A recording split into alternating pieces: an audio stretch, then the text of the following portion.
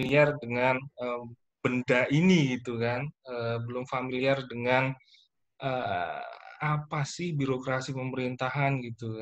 Cuma kalau nanti yang teman-teman dari dari non eksak mungkin sudah sangat familiar gitu ya, apalagi di semester 1 kemarin mungkin juga di mata kuliah dasar-dasar ilmu politik atau dasar-dasar ilmu pemerintahan juga sudah kami sampaikan juga kan, jadi mulai ngerti juga.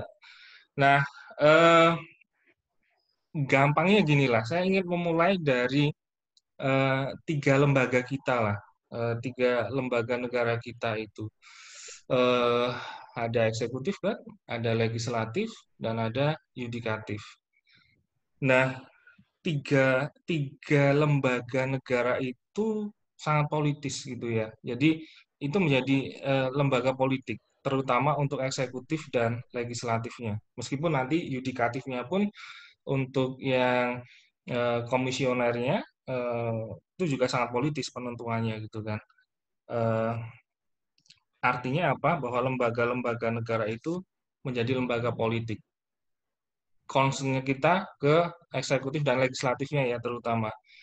Lembaga itu adalah lembaga politik. Nah, kenapa dikatakan lembaga politik? Ya karena isinya adalah pejabat-pejabat politik yang ada di situ gitu. Pejabat politik itu ya politisi,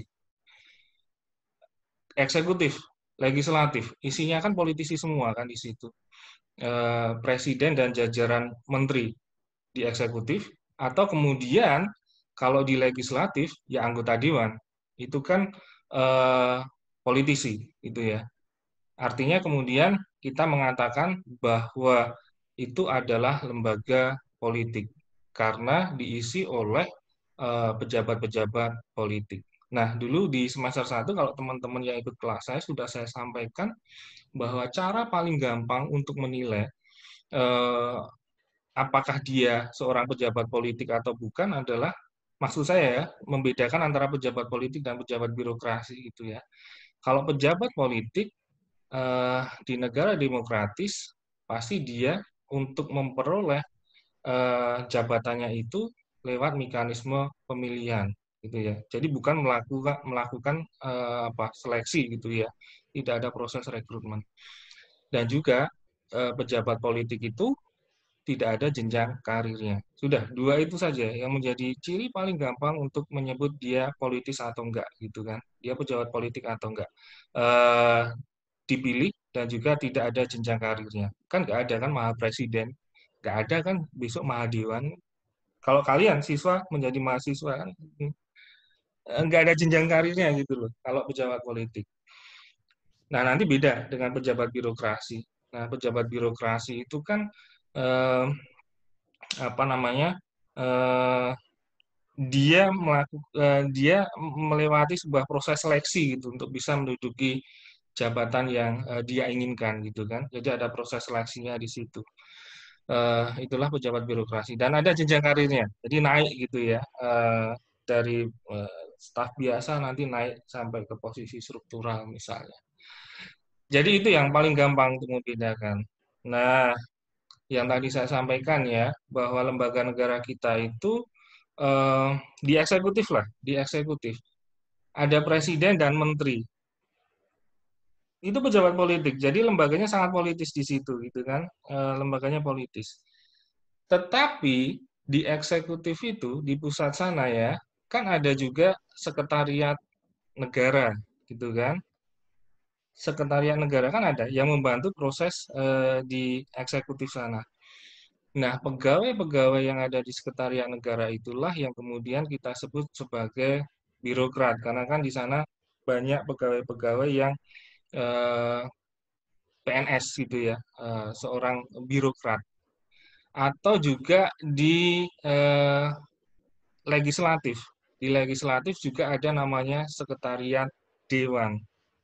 Nah, di situ juga ada pegawai-pegawai yang bekerja di sana ya, yang mendukung kinerja dewan. Nah, itulah yang disebut dengan birokrat. Jadi, gampangnya eh, eksekutif presiden dan menteri itu politik, lembaga politik, tetapi sekretariat negara itu adalah birokrasi. Kenapa disebut birokrasi? Karena isinya adalah pegawai-pegawai birokrat, ada PNS di sana, gitu ya. Dewan, gitu ya, badan legislatif itu lembaga politik, tetapi di sana ada sekretariat dewan yang isinya adalah PNS-PNS. Berarti di situ adalah lembaga birokrasinya di dewan. Ngerti ya? Jadi itu yang membedakan. Atau kemudian kalau kita turun sedikit gitu ya, kementerian. Menterinya itu masih sangat politis karena kan isinya Pak Menteri itu kan pejabat politik itu. Saya lebih suka memasukkan menteri itu sebagai pejabat politik karena nggak ada jenjang karirnya juga, nggak ada maha menteri juga kan nanti. Tetapi menteri itu kan dibantu oleh dirjen-dirjen, ada direktorat jenderal di bawah kementerian kan. Eh, Direktoriat jenderal yang membantu kementerian itulah yang disebut sebagai lembaga birokrasi di kementerian gitu. Karena isinya adalah pegawai-pegawai pemerintah, ada PNS di sana.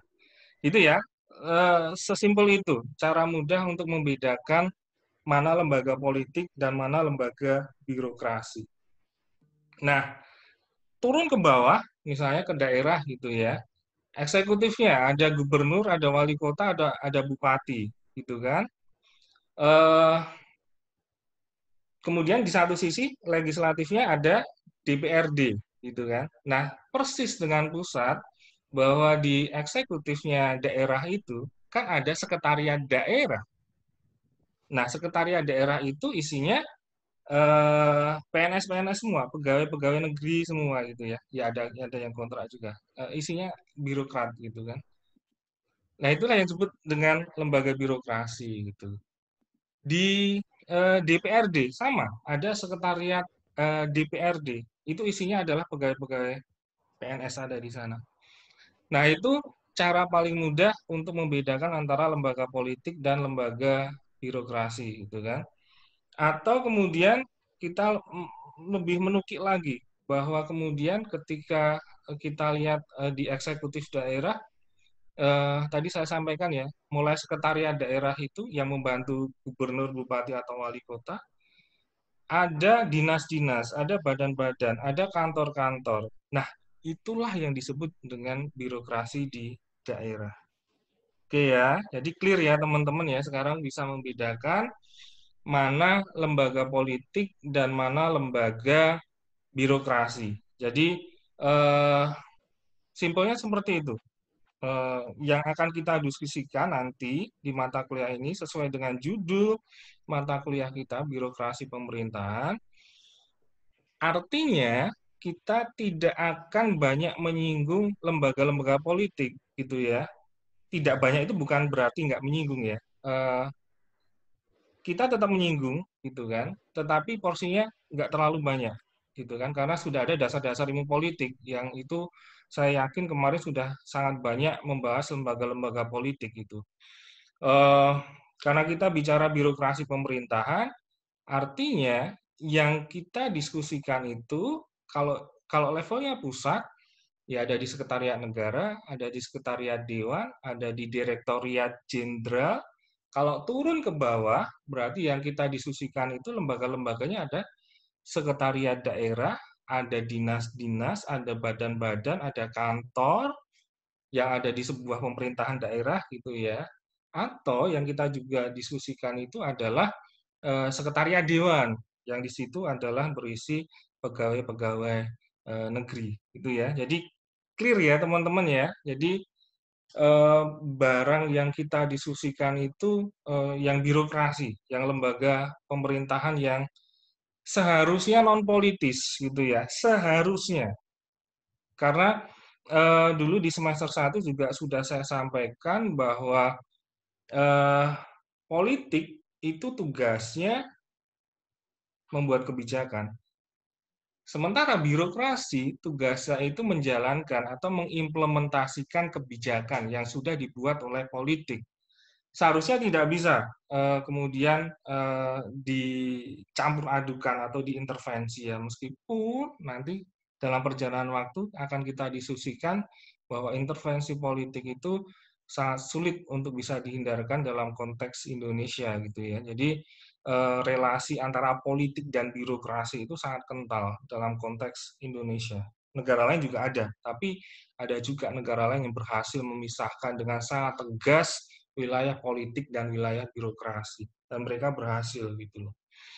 Gitu ya, ngerti ya? Ini konsep dasarnya seperti itu, teman-teman. Jadi eh, yang akan kita diskusikan itu ada di wilayah birokrasi, gitu ya. Wilayah politik akan kita singgung juga, tapi eh, bukan menjadi porsi utama kita, karena ada mata kuliah lain yang nanti akan membahas eh, lembaga-lembaga politik dan juga sudah diawali dulu di mata kuliah dasar-dasar ilmu politik. Saya yakin Pak David, Pak Juhari ya, saya nggak tahu kalian ketemu dengan siapa, saya yakin sudah sangat menyinggung lembaga-lembaga politik. Nah, artinya apa teman-teman? Dalam diskusi kita selama satu semester ke depan ini nanti eh, kita akan mencoba melihat bagaimana birokrasi kita gitu ya. Lembaga birokrasi kita itu seperti apa. Ya tentu saja pasti akan dimulai dengan eh, sudut-sudut pandang untuk melihat birokrasi itu sebenarnya apa sih? Karena nanti banyak ilmuwan yang memandang ada yang memandang birokrasi itu sebagai sebuah organisasi, ada yang memandang birokrasi itu sebagai sebuah sistem, bahkan ada yang memandang birokrasi itu sebagai sebuah kultur gitu. Yang itu perspektif yang harus kita hormati juga ya. Tetapi secara umum memang kita memandang birokrasi itu adalah sebagai sebuah lembaga pemerintahan, gitu. Sebagai sebuah organisasi. Em, Meskipun ya oke di sana ada sistem yang sedang bekerja atau berjalan untuk mendukung jalannya organisasi, iya, gitu ya. Jadi kita coba minggu depan pasti akan dimulai dulu dengan kita menguasai dulu framework berbagai macam sudut pandang untuk melihat bagaimana birokrasi itu sebenarnya gitu ya. Nah, setelah itu tentu saja nanti akan ada beberapa pembahasan lain mengenai apa model-model birokrasi, kemudian apa yang menjadi penyakit-penyakit birokrasi kita selama ini, bagaimana kemudian nanti kita eh, meningkatkan kinerja birokrasi, bagaimana peran birokrasi. Yang detailnya nanti Mbak Helen biar menjelaskan per pertemuan nanti. Eh, Kemudian tentu saja kita juga akan diskusi tentang relasi birokrasi dengan politik, ya pasti akan kita singgung karena tadi saya sampaikan ada singgungan yang sangat luar biasa antara politik dan birokrasi di konteks Indonesia kita ini. Karena teman-teman juga harus ngerti bahwa sesuai dengan Undang-Undang Aparatur Sipil Negara 5 tahun 2014 itu, bahwa posisi birokrasi itu adalah di bawah lembaga politik. Itu persoalan di negara kita yang juga sudah saya singgung sedikit di mata kuliah dasar ilmu pemerintahan dulu, bahwa ketika birokrasi di bawah politik, iya mau tidak mau lembaga politik akan lebih mudah untuk melakukan intervensi terhadap birokrasi. Dan bagaimana solusinya itu, ya nanti kita akan diskusikan. Nah itu ya teman-teman. Jadi artinya diskusi kita itu kalau kita hubungkan dengan kebijakan itu akan lebih banyak bagaimana kinerja birokrasi itu dalam menjalankan kebijakan nanti. Karena sekali lagi politik itu yang bikin kebijakan, sementara birokrasi yang menjalankan itu. Itu ya, itu pengantar saya teman-teman. Jadi seperti itu yang akan kita diskusikan nanti selama satu semester ini. Ada 16 kali pertemuan. Dari 16 kali pertemuan itu di situ nanti ada review artikel juga, ada diskusi forum, mendiskusikan isu-isu aktual ya yang berkaitan dengan birokrasi kita. Kemudian ada 2 kali ujian dan juga nanti akan disampaikan bagaimana distribusi penilaiannya sama Mbak Helen. Dan tentu saja ada juga nanti aktivitas setiap minggu gitu ya, meskipun nggak berat kalau aktivitas setiap minggu nanti karena Itu sebagai tambahan nilai saja karena sesuai kesepakatan dengan kelas yang lain juga nanti Mbak Ellen akan menyampaikan eh, bahwa materi kuliah untuk semua kelas birokrasi itu sama ya teman-teman ya. Materinya sama semua. Kemarin kami sudah diskusikan, saya, Mbak Ellen, Pak Eko Atmojo, dan Bu Ana Permatasari yang mengampu birokrasi pemerintahan sudah ketemu bareng-bareng dan eh, sudah sepakat bahwa materinya nanti yang akan disampaikan Mbak Ellen ini.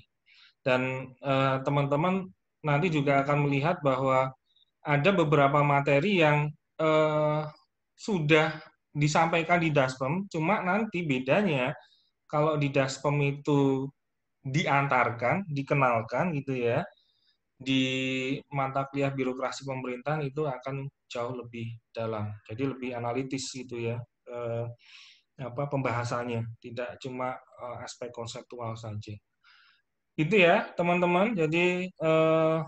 Jadi jangan kaget nanti kalau teman-teman melihat loh kok apa namanya materinya sama dengan yang Daspem. Iya, sama kan mata kuliah pengantar itu mengantarkan ke mata kuliah lain kan dulu sudah saya sampaikan. Jadi eh, ini sekaligus refresh dan mendalami apa yang sudah dikenalkan di semester 1 dulu. Gitu pengantar dari saya. Nah, materi pertemuan, terus kira-kira apa yang mau didiskusikan di situ nanti Mbak Helen itu yang akan menjelaskan. Yuk, Mbak Helen ya. Oke, saya share screen dulu. Salah.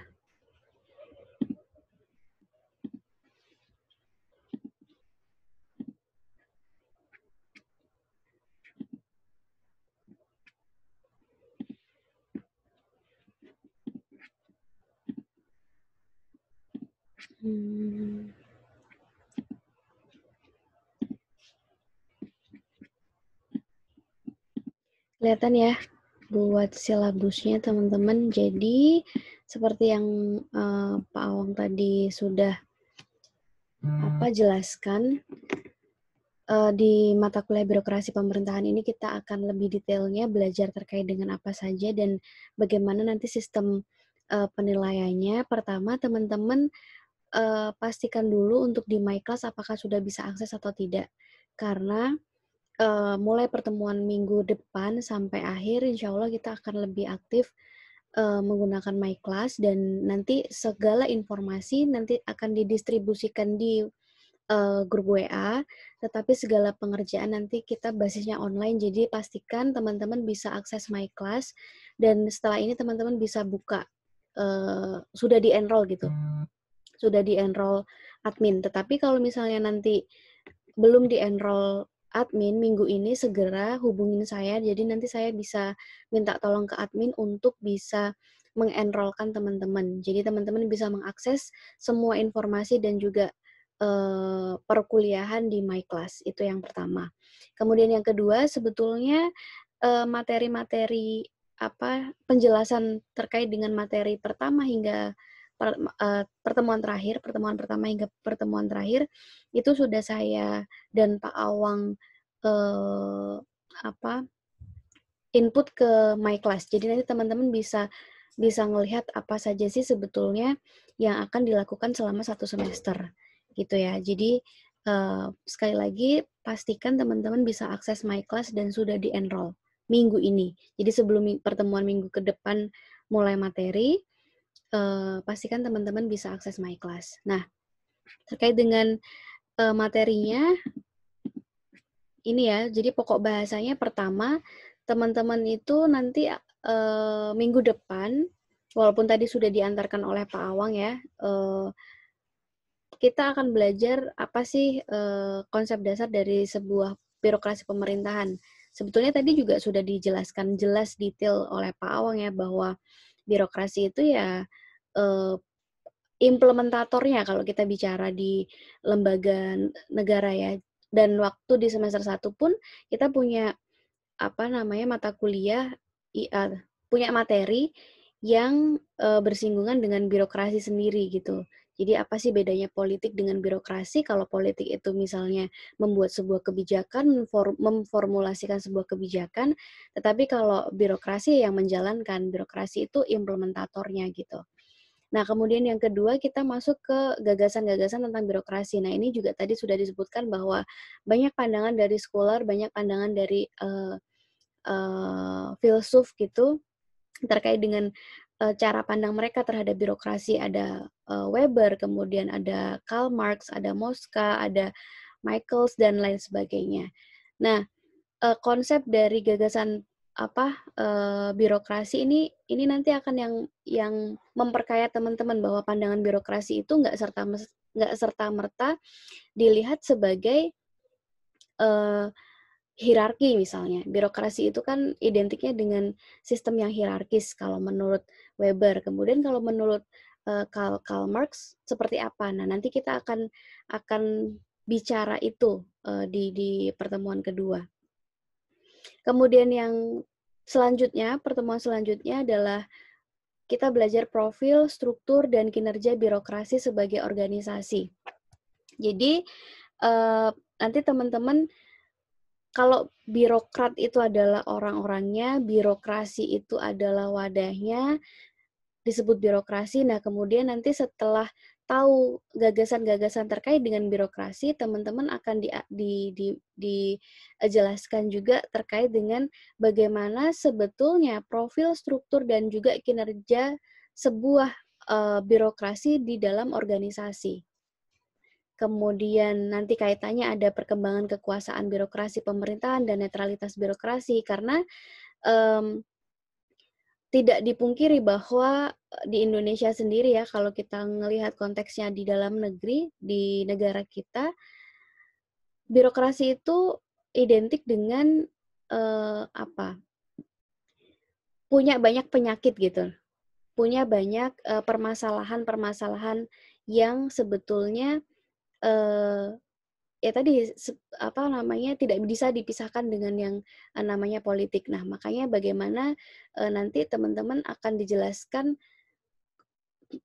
birokrasi itu harus netral. Kemudian apa sih netralitas birokrasi? Seperti itu ya. Jadi setelah itu kita akan belajar atau teman-teman akan punya tugas pertama review artikel. Nah, review artikel ini nanti pengampu saya dan Pak Awang nanti akan memberikan beberapa artikel yang harus direview oleh teman-teman ya, pasti terkait dengan materi atau konsep dari sebuah birokrasi gitu. Nah, kemudian yang selanjutnya setelah review, teman-teman akan belajar soal peranan dan tugas birokrasi.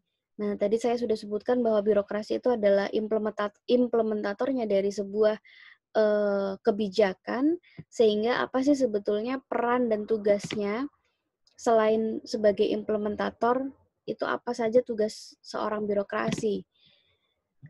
Nanti kita akan diskusi lebih banyak di situ. Kemudian konsep modern birokrasi. Nah, ini ada beberapa tipe birokrasi modern. Nanti kita akan jelaskan juga. Kemudian setelah pertemuan ke-7 kita bicara birokrasi dan politik. Nah, ini tadi yang sudah disampaikan juga oleh Pak Awang bahwa birokrasi dan politik itu tidak bisa dipisahkan. Tetapi kita harus tahu garis-garis atau batasan-batasan antara birokrasi dan politik di Indonesia itu sebenarnya seperti apa gitu. Nah, setelah melewati 8 pertemuan dari minggu besok mulai pertemuan materi, pertemuan kedua hingga pertemuan ke-8, teman-teman akan ada UTS, ujian tengah semester. Ujian tengah semester ini nanti sifatnya kondisional seperti Pak Awang yang tadi sudah sampaikan. Ya ketika kita bisa offline mungkin akan dilakukan offline, tetapi kalau tidak bisa offline, ya nanti ujiannya seperti biasa online, dan pasti kalau online lebih ke menganalisa. Jadi analisa Anda terhadap suatu mungkin permasalahan, kemudian dikaitkan dengan sebuah teori yang sudah kita bahas, itu seperti apa gitu. Mungkin yang kemarin sudah ngambil Daspol paham ya tipe soal yang akan diberikan. Jadi analisis. Kemudian pertemuan 10 kita bicara soal fungsi birokrasi dan model pengendalian birokrasi. Nah, ini nanti akan dikaitkan dengan yang namanya merit system, bagaimana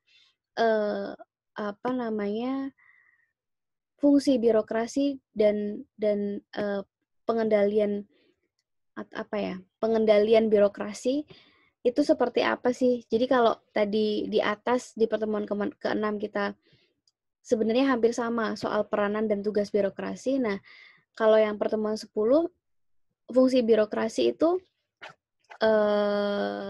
apa saja nanti dan kemudian model-model pengendalian birokrasi itu apa saja gitu. Nah, kemudian pertemuan 11 kita akan bicara patologi birokrasi. Patologi birokrasi itu adalah penyakit-penyakit yang ada di dalam birokrasi. Ya, yang saya sebutkan tadi bahwa patologi atau penyakit birokrasi di Indonesia itu masih banyak ya. Jadi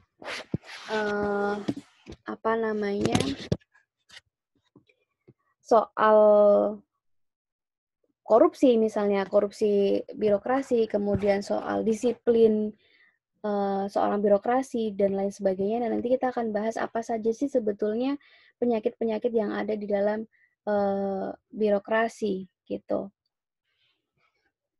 Kemudian setelah itu pertemuan ke-12 kita akan bahas reformasi birokrasi dan pengendalian korupsi. Nah, ini kan sudah lama dicanangkan ya bahwa kita atau pemerintahan di eranya Jokowi udah 2 periode ini harus bisa mereformasi birokrasi menjadi lebih efektif, efisien, dan lain sebagainya. Nah, nanti kita akan banyak bicara soal apa saja reformasi birokrasi yang dilakukan, kemudian apakah itu efektif, efisien untuk pengendalian korupsi. Salah satu reformasi birokrasinya kan juga dengan adanya merit system, jadi penilaian berbasis performance atau kinerja birokrasi ya. Jadi birokrasi itu bisa dikasih reward, bisa dikasih punishment. Kalau kerjanya bagus, ya nanti akan dikasih reward. Rewardnya macam-macam gitu. Ada yang bisa promosikan, menaik jabatan dan lain sebagainya. Kalau punishment-nya ya bisa diturunkan jabatannya atau misalnya dimutasi dan lain sebagainya gitu. Kemudian yang pertemuan ke-13 kita ada diskusi forum. Nah, apa sih bedanya diskusi forum di poin 13 dan juga mungkin nanti kita akan membuat tugas-tugas tambahan ya, seperti tadi Pak Awang katakan, tugasnya ringan, tidak berat, tetapi itu menambah poin teman-teman ketika nilainya misalnya mepet gitu. Contohnya sebetulnya 80 nilai saya 80 Mbak Helen, tetapi kenapa saya dapat AB? Karena mungkin komponen nilai yang besar itu nilainya kecil, sedangkan nilai-nilai yang kecil itu poinnya besar gitu, ngerti nggak maksudnya? Jadi misalnya UK 4 nih, kan 35%, ternyata nilainya nggak sampai 80, misalnya hanya 78, sedangkan nilai-nilai yang lain itu bagus semua, 80 gitu. Nah, makanya itulah Bobot yang membedakan kenapa 80 nilainya masih bisa dapat AB. Tetapi kalau misalnya saya dan Pak Awang melihat teman-teman itu mengerjakan semua, kemudian analisanya bagus dan tidak plagiat gitu ya, ya mungkin bisa langsung dinaikkan gitu. Jadi itu untuk tambahan poin sebetulnya fungsi diskusi-diskusi kecil. Tetapi kalau forum yang ada di diskusi forum 13 sebagai ujian ketiga atau uji kompetensi ketiga, ini nanti pasti akan ada batasan mengerjakan. Misalnya nih, bedanya adalah kalau UTS dikerjakan sendiri-sendiri, dikasih waktu, kumpulkan, dosen mengoreksi.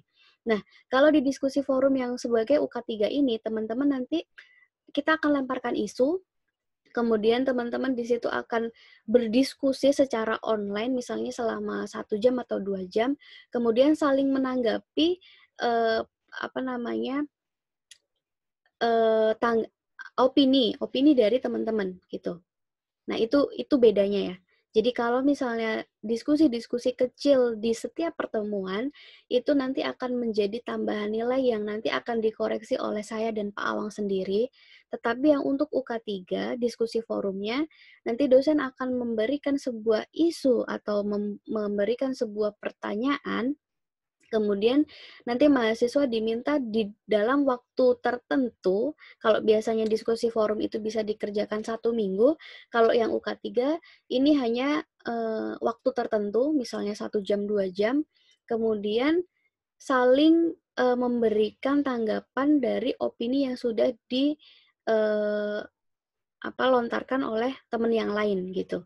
Misalnya saya, pertanyaannya terkait dengan bagaimana menurut Anda merit system yang ada di Indonesia, apakah sudah sesuai dan cocok atau belum, misalnya gitu ya. Ini contoh.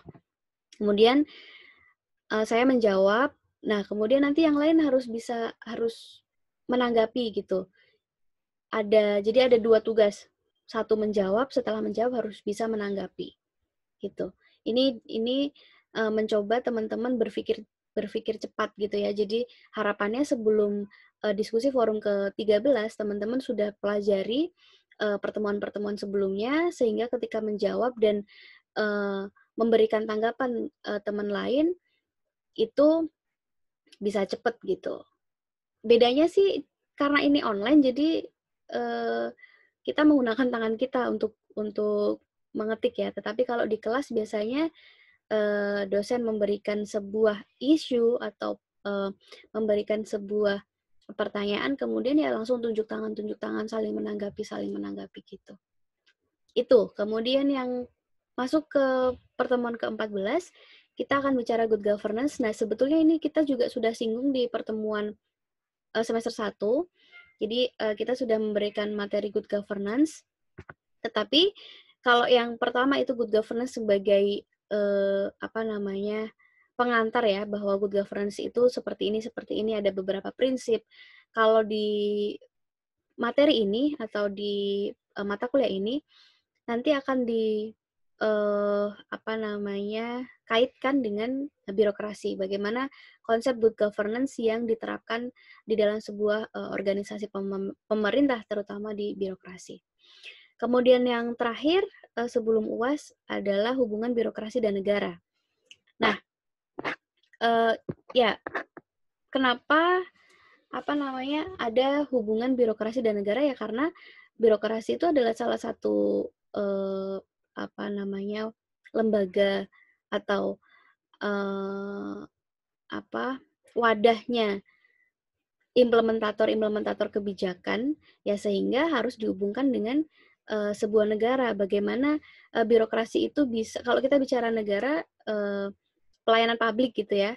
Nah, hubungan birokrasi, hubungan seorang birokrat dengan sebuah negara adalah ini terkait dengan pelayanan publik. Bagaimana selama menjadi birokrasi, apakah seorang birokrat atau organisasi di dalam birokrasi itu sudah mampu dengan baik sebagai pelayan publik gitu. Sebetulnya di semester 1 waktu itu kita sudah jelaskan juga bahwa kalau teman-teman ingat konsep NPM, kemudian konsep Old Public Administration, kemudian kita bicara konsep New Public Service dan lain sebagainya, itu adalah ya jenis-jenis pelayanan publik ya. Nanti kita coba bahas lagi lebih detail terkait dengan itu, gitu.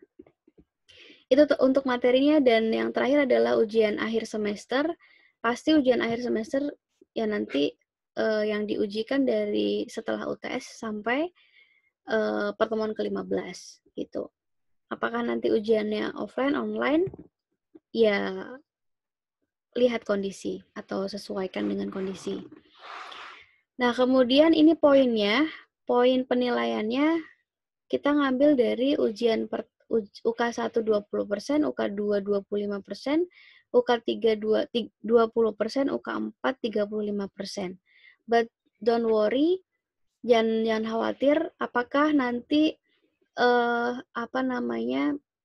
diskusi-diskusi itu tidak masuk ke penilaian, Mbak, karena di sini nggak ada gitu ya kan.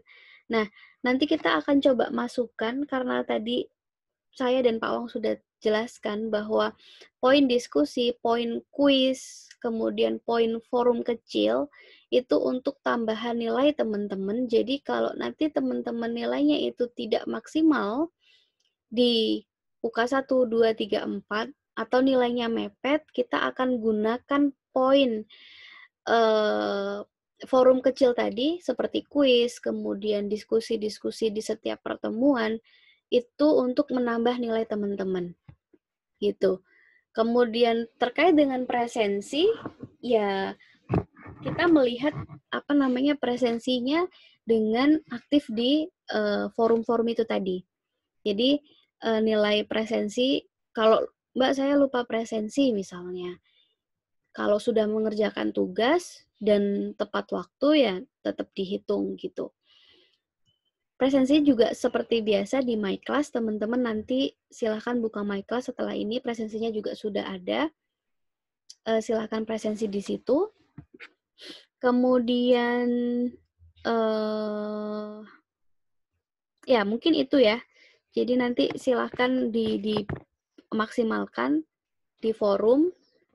Nanti saya dan Pak Awang akan selalu mengupdate informasi apakah hari ini akan ada forum diskusi atau tidak, kemudian apakah kuis itu diletakkan di mana.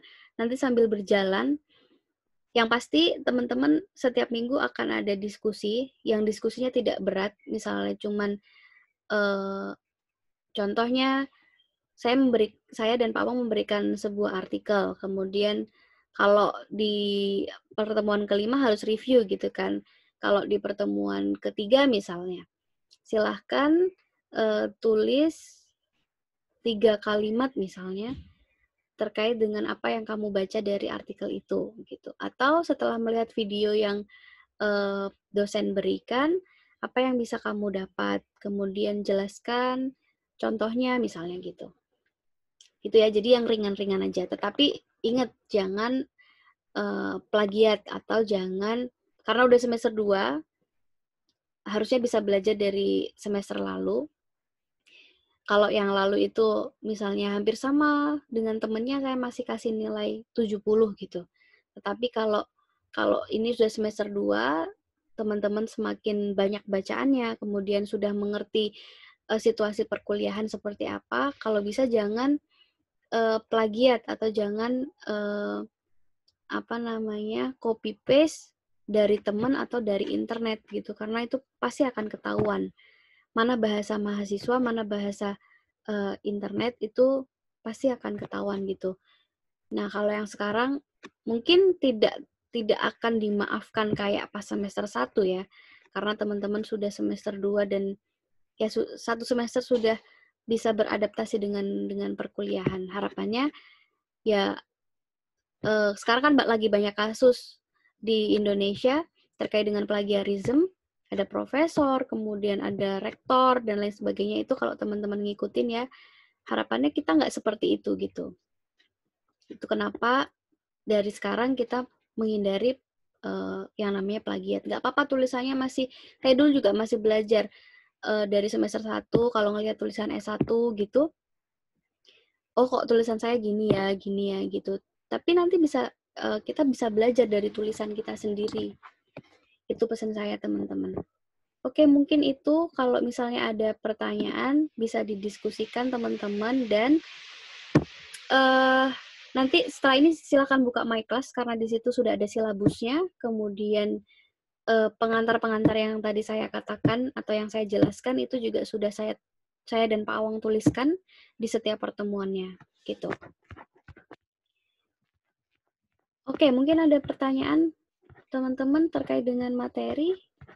Yang ini Mbak Helen, jadi teman-teman harus ngerti ada perbedaan sistem penilaian untuk yang My Class sekarang gitu ya, karena kalau yang semester lalu itu input penilaian itu belum atau tidak langsung connected gitu ya, tidak langsung connected dengan sistem atau apa namanya KHS kalian gitu ya.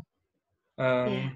Kalau yang sekarang itu langsung connected teman-teman. Jadi kalau kalian kemudian telat mengirimkan tugas, itu bisa langsung kehilangan poin tertentu yang menjadi persentase nilai di tugas itu gitu loh. Itu susahnya sekarang. Jadi sekarang betul-betul by system, makanya saya wanti-wanti dari sekarang tolong teman-teman perhatikan betul waktu waktu apa batas waktu pengumpulan tugasnya gitu ya. Jadi misalnya kalau kami memberi waktu 1,5 jam, ini pengalaman ya semester kemarin kan, dari 1,5 jam itu kan kami sampaikan bahwa pengerjaan tugasnya itu 1 jam, sementara untuk yang 1/2 jam itu untuk uploadnya gitu ya. Nah, masih banyak kan kasus kemarin yang semester kemarin yang ikut kelas saya itu eh, 1/2 jam menjadi tidak cukup untuk mengupload karena kalian lupa bahwa 1,5 jam itu bukan waktu pengerjaan tugasnya. Waktu pengerjaan tugasnya kan cuma 1 jam. Seharusnya ketika 1 jam sudah selesai, ya sudah kalian kemudian upload hasil tugas kalian itu. Nah, Mm-mm. bedanya kan kalau yang semester kemarin masih bisa kan masuk ke WA saya atau masuk ke WA-nya Mbak Helen gitu untuk kemudian kami susulkan gitu karena proses penilaian belum connected langsung antara MyClass dengan sistem apa namanya KHS apa namanya Mbak Helen sistem penilaian kita itu Iya, Em, KHS. ya kartu hasil studi itu ya belum belum connected ke situ. Cuma sekarang sudah connected teman-teman. Artinya eh, hasil apa hasil tugas kalian itu begitu kalian upload di MyClass langsung kami kasih nilai, kami koreksi kasih nilai langsung connected ke ke sistem gitu. Nah, kalau nggak ada barang yang kalian kumpulkan di situ, ya gimana kamu mau ngasih nilai gitu? Nanti sama sistem ditolak. Wong nggak ada tugasnya kok tiba-tiba muncul muncul nilainya. Itu ya. Jadi tolong betul-betul hati-hati untuk semester sekarang. Jadi eh, sejauh ini yang kami tangkap seperti itu teman-teman dari universitas itu ya. Eh, bahwa connected-nya seperti itu. Artinya eh, kami saya dan Mbak Ellen belum ngerti caranya gitu ya. Apakah masih memungkinkan ketika ada teman yang terlambat mengumpulkan tugas di My Class itu masih bisa nggak sih disusulkan? Kalau sejauh ini yang kami tangkap dari sosialisasi UNIF itu sangat susah, nggak bisa mungkin malah gitu ya untuk menambahkan itu karena langsung connected. Jadi begitu ada tugas dan itu dinilai, itu bisa kalian akses nanti nilainya gitu kan. Dan orang tua kalian juga langsung bisa lihat kalau orang tua kalian kalian kasih password juga ya, nggak kalian sembunyikan gitu. Itu bisa langsung akses juga, langsung ngerti anaknya itu betul-betul serius nggak sih kuliahnya, dapat nilai berapa itu langsung bisa diakses gitu loh. Jadi tolong mulai semester 2 ini ya serius gitu ya. Kalau di semester 1 sudah serius ya sekarang lebih serius lagi karena eh, by system itu loh yang kemudian satu sisi itu membuat lebih efisien gitu, tapi satu sisi lain ya ketika kalian terlambat sisi humanismenya itu menjadi hilang gitu loh dari kami gitu kan. Kalau kemarin sisi humanismenya dari kami masih bisa kami pakai, tapi kalau sudah by system itu sisi humanisme kan menjadi hilang gitu karena semua sudah tergantikan oleh sistem. Itu ya teman-teman tolong diperhatikan betul apa arahan atau petunjuk pengerjaan besok gitu ya. Ketika kami beri waktu 2 jam misalnya, pasti pasti nanti akan kami sampaikan 2 jam itu misalnya 1,5 jamnya untuk pengerjaan, 1,5 jamnya untuk upload. Itu ya. Jadi kalau dalam waktu 1/2 jam terakhir kalian kesulitan, ya tolong dong segera lapor ke saya atau ke Mbak Helen gitu bahwa kalian kesulitan untuk mengupload. Jadi jangan Mm-mm. kemudian pas setelah 2 jam baru bilang kesulitan untuk mengupload lah, lah selama 1/2 jam terakhir kemarin tadi ngapain gitu. Kok nggak ada konfirmasi? Itu ya, tolong teman-teman Iya, perhatikan itu. mungkin sama yang saya nggak tahu ya, karena pas waktu semester 1 kemarin pengalaman juga, itu 1/2 jam. Pokoknya pas kita ada ujian, ada yang bilang, Mbak, di tempat saya mati lampu, nggak ada sinyal. Di tempat saya apalagi gitu. Saya nggak tahu itu alasan atau enggak, mudah-mudahan itu benar-benar terjadi. Tetapi, kalau yang di posisinya seperti itu, alangkah lebih baiknya karena kan saya dan Pak Awang pasti mengestimasikan kalau waktu segini bisa mengerjakan berapa soal gitu. Jadi ketika kita ngasih 3 soal dalam waktu 90 menit, itu kita sudah apa namanya, perhitungkan gitu, bahwa ya ini cukup untuk mengerjakan. Nah, ya harapannya besok kalau misalnya yang mungkin susah sinyal atau apa, eee, mungkin lebih dari setengah jam untuk prepare upload ya, karena ya kita nggak tahu situasi, di tempat teman-teman semua itu seperti apa, apakah sinyalnya gampang, susah, atau nanti kalau misalnya lagi ujian tahu rumahnya susah sinyal, ya mungkin agak kemana gitu cari sinyal atau gimana. Gitu, karena ya tadi, bener kata Pak Awang bahwa sekarang semuanya by system, kalau misalnya kosong terus dikasih nilai 90, kalau dipertanyakan gimana kredibilitas dari dosen pengampunya, kan nanti Pak Awang juga repot gitu. Jadi kerjasamanya teman-teman kalau misalnya, oh sama ini, sama kuis ya teman-teman. Kuis itu tidak bisa saya modifikasi untuk nilainya dibagusin semua. Jadi kemarin saya sudah bilang ke Pak Awang, kalau misalnya nilai teman-teman itu sudah bagus di apa namanya, ujian-ujian, tetapi kuisnya jatuh dan kuis itu punya nilai misalnya 10% gitu ya, itu tetap akan nilainya nggak maksimal juga. Jadi harapan saya ketika nanti mengerjakan kuis, karena kan kalau jadi dosen pengampunya bisa lihat itu anak ngerjain kuisnya cuman 10 detik atau cuman 5 menit misalnya. Padahal ada 15 soal sampai 20 soal. Nah, itu tolong di ini apa di pay attention atau diperhatikan betul ya. Jadi pengalaman kemarin baik teman-teman di kelas satu dengan kelas yang lain itu permasalahannya adalah nggak serius mengerjakannya padahal itu ada nilainya gitu. Jadi untuk semester sekarang saya mohon kalau nanti ada kuis betul-betul dicermati soalnya. Kalau yang kemarin dapat nilai 30, saya masih bisa kasih nilai 70. Yang dapat 70 bisa dinaikkan ke 90 misalnya. Tapi kalau yang sekarang ya nggak bisa. Gitu, nggak bisa diotak-atik gitu. Sama kalau teman-teman nanya referensinya, buku-buku apa saja itu sudah ada di My Class ya. Jadi nanti silahkan di-download atau silahkan dicari buku bacaannya. Dan di sistem penilaiannya masih sama dengan kemarin. Jadi yang dapat nilai A itu di atas 80, dapat nilai AB itu 75 sampai 80, dapat nilai B itu 65 sampai 75, BC itu 60 sampai 65, C itu 50 sampai 60, D dan E itu di bawah 50. Yang otomatis gagal atau harus ngulang kalau mau ngulang gitu. Oke, tapi kalau lihat dari pengalaman semester kemarin, banyak telatnya itu teman-teman ketika ngumpul ujian midterm gitu. Sementara untuk ujian akhir sangat sedikit gitu ya, sedikit sekali yang terlambat pengumpulan. Artinya teman-teman juga sudah belajar gitu ya, karena di ketika banyak teman-teman yang telat mengumpulkan di ujian tengah semester itu, saya sampaikan bahwa ketika terlambat mengumpul ya tentu saja ada konsekuensi atas keterlambatan itu gitu. Nah, ketika saya sampaikan seperti itu ternyata cukup efektif untuk membuat teman-teman lebih lebih apa namanya, lebih concern dengan batasan waktu gitu ya.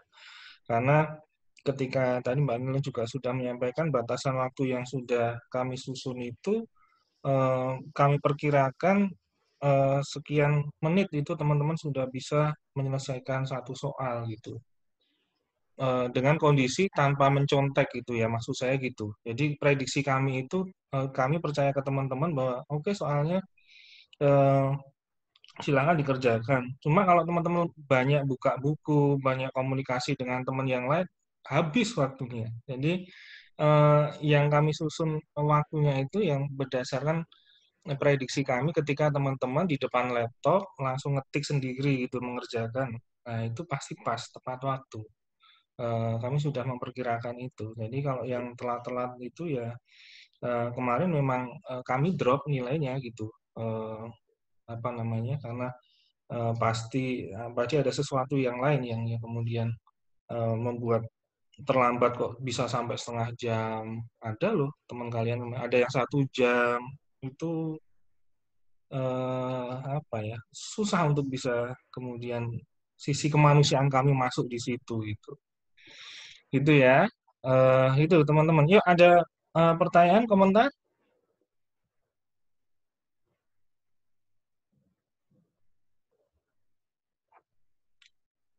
Nggak ada?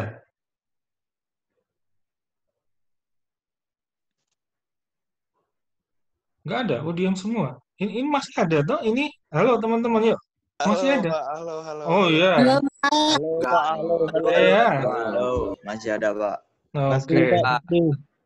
Ada Oke, pertanyaan? ada komentar nggak pertanyaan atau cukup? Cukup Pak, cukup. Cukup Pak. Oke ya. Ya sudah ya. Oke, kita ketemu lagi minggu depan kalau gitu ya. Teknisnya apakah video learning atau Zoom atau via My Class itu kami sampaikan nanti di WA grup gitu ya. Jadi semua informasi dan semua tanggapan silakan. Jadi misalnya pagi ini kami upload video terus teman-teman pergi kemana gitu ya ke satu tempat yang ada wifi-nya. Terus kalian mau nanya ya silahkan langsung nanya via WA atau di MyClass juga bisa gitu ya. Karena kenapa nggak setiap hari kami lakukan Zoom ya jebol kuotanya nanti kalian gitu kan. Karena kalau Zoom itu kan terbatas waktu gitu ya. Jadi jam sekian sampai jam sekian. Kalau video learning itu kan bisa kalian akses ketika kalian mendapatkan free wifi misalnya. Jadi itu pertimbangan kami. Dan makanya kemungkinan besar akan lebih banyak video learning-nya. Kalau online terus ya maksud saya 60-40% mungkin ya, sekitar 60% video learning, 40 itu nanti setiap 2 kali pertemuan atau 3 kali pertemuan kita bisa tatap muka gini. Itu oke. Kalau nggak ada komentar ya sudah saya akhiri. Terima kasih ya teman-teman, tolong semangat gitu. Tolong hormati orang tua yang sudah bekerja keras mencari dana kuliah untuk kalian di masa pandemi ini. Tolong itu ya, saya concern sekali lagi itu ini situasinya sangat sulit. Saya yakin orang tua kalian itu nggak membuka ke kalian bagaimana sulitnya mereka untuk mencukupi kebutuhan dana kuliah kalian. Mungkin ada porsi-porsi yang harus dipotong oleh beliau berdua untuk apa namanya? Untuk mencukupi kebutuhan kuliah kalian itu. Jadi tolong jangan kalian sia-siakan, jangan kalian hianati apa yang sudah orang tua kalian lakukan itu. Itu ya, itu tolong concern betul. Karena masa pandemi ini sangat sangat sulit untuk mendapatkan tambahan pendapatan gitu ya. Oke, itu teman-teman. Terima kasih. Yuk saya tutup ya. Assalamualaikum warahmatullahi wabarakatuh. Waalaikumsalam. Waalaikumsalam warahmatullahi wabarakatuh. warahmatullahi wabarakatuh.